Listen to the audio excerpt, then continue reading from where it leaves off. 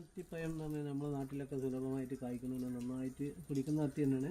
പക്ഷെ ഇതിന് പ്രത്യേകിച്ചൊരു മണ്ണോ കാര്യങ്ങളോ അങ്ങനത്തെ ഒന്നുമില്ല. വെയിലുള്ള സ്ഥലത്താണ് വേണ്ടത്, വെയിൽ തട്ടണം. പ്രത്യേകിച്ച് വെയിലുള്ള നല്ല ചൂടും വെയിലും ഒക്കെ വേണ്ടത്. അതേപോലെ നനവും കിട്ടിയാൽ അത് നമ്മൾ ചട്ടിയിലും വളർത്താം. ചട്ടിയിലെന്ന് വെച്ചാൽ ചട്ടിയിൽ ഇത്തിരി മണ്ണും വളങ്ങളും എല്ലാം മിശ്രിതമാക്കിയിട്ട് ചട്ടിയിലിടും. കമ്പിലാണ് ഇതിൻ്റെ പഴങ്ങളുണ്ടാകുക. ഇതിലൊക്കെ കമ്പിലാണ് അതിൻ്റെ പഴങ്ങളുണ്ടാകുക. നല്ല ഔഷധ ഗുണമുള്ള ചെടിയാണിത്. ഔഷധമുള്ള പഴമാണ്. നല്ല ഇതാണ് അറേബ്യൻ അത്തി. ഇതിന് ഇസ്രായേൽ അത്തി എന്നറിയും നമ്മളവിടെ. പ്രത്യേകിച്ച് ഇതിന് വളങ്ങളോ കാര്യങ്ങളോ ഒന്നുമില്ല. ഈ നമ്മൾ കാലി വളങ്ങളൊക്കെ ഇട്ട് കൊടുത്താൽ മതി. പിന്നെ സോഡിയം പൊട്ടാസ്യം അങ്ങനത്തെ ഒന്നും നോക്കേണ്ട ആവശ്യമൊന്നുമില്ല. നമ്മൾ ചാണകപ്പൊടി ആട്ടുംകാട്ട് അങ്ങനെയുള്ള ചെറുത് വളങ്ങളൊക്കെ ഇട്ട് കൊടുത്താൽ മതി.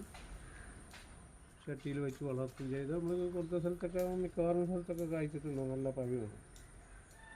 പിന്നെ തണലത്ത് അത്രയ്ക്കാണ്ട് പോരാ, ചൂടുള്ള നല്ല ഒഴിഞ്ഞ സ്ഥലത്ത് തന്നെ വെക്കണം. ചൂടുള്ള സ്ഥലത്ത് അങ്ങനത്തെ അത്ര ഉഷാറായിട്ട് വരില്ല.